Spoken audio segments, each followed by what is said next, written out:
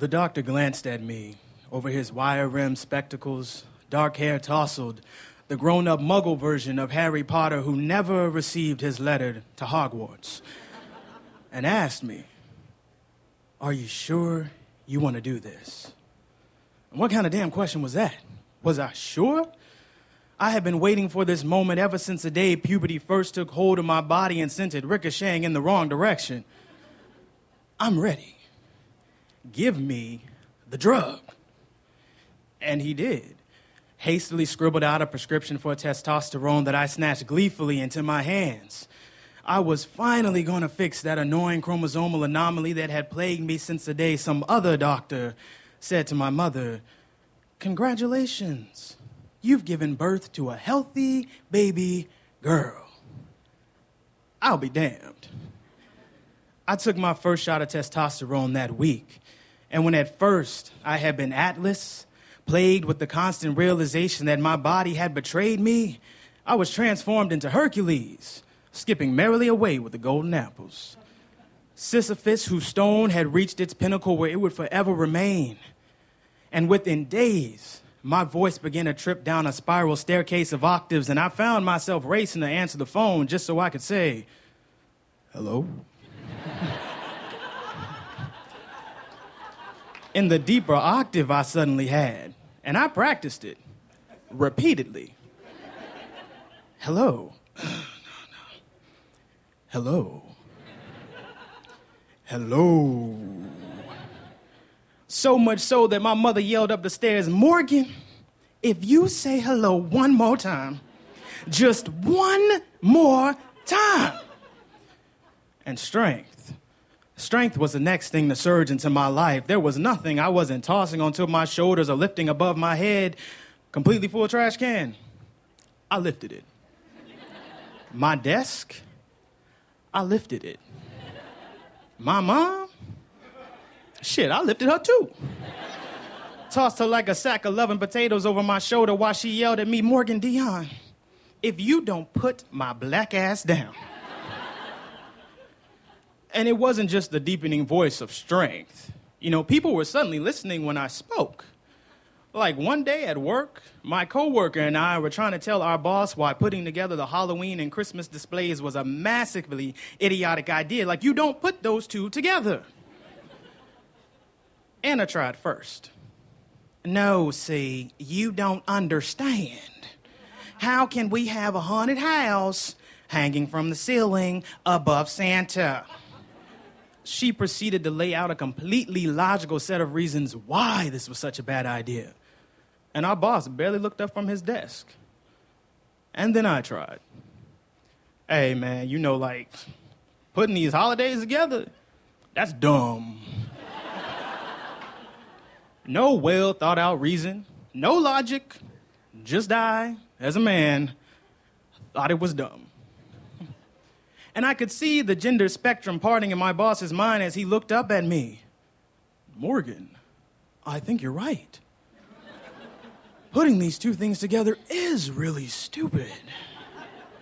"All right, cool, I'm glad you're with me, though. But Anna said it first."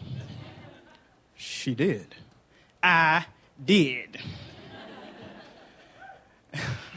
And it wasn't just those two things. Like, as I was standing there learning what it meant to be not just a man in America, but a black one, at first I had to let the little things go.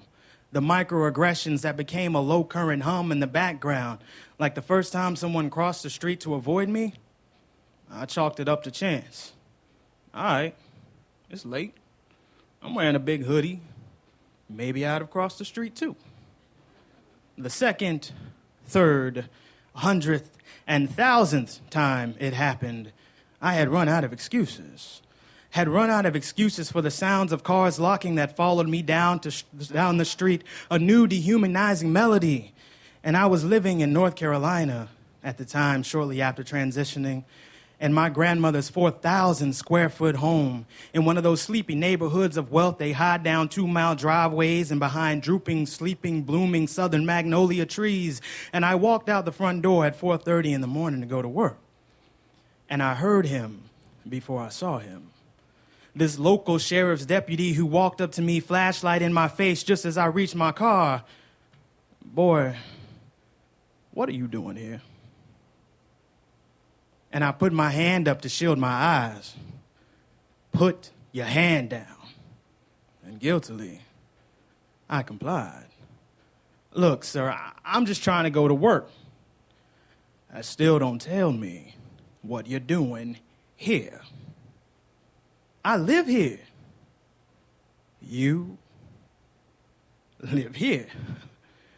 And he lowered the flashlight, and slowly his pale green eyes slid into focus. And there was a countless weight that is held by silence. All the things he wanted to say but held back, caustic phrases that flitted past the tip of his tongue. Well, we've had a lot of car break-ins.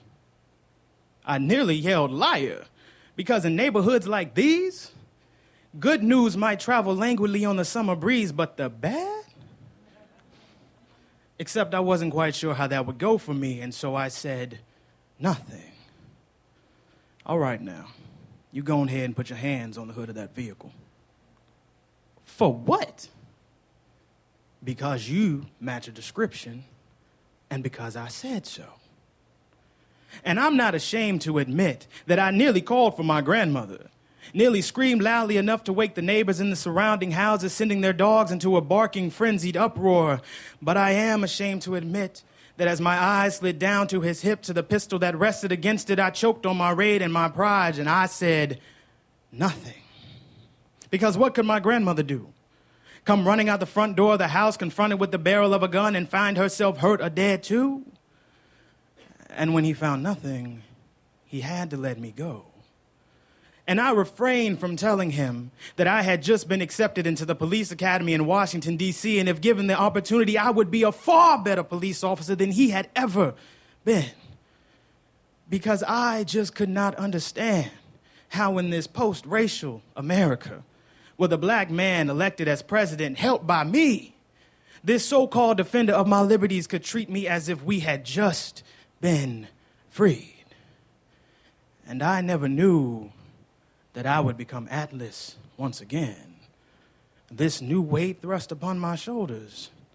Black men, they make it so hard for us to stand. Thank you.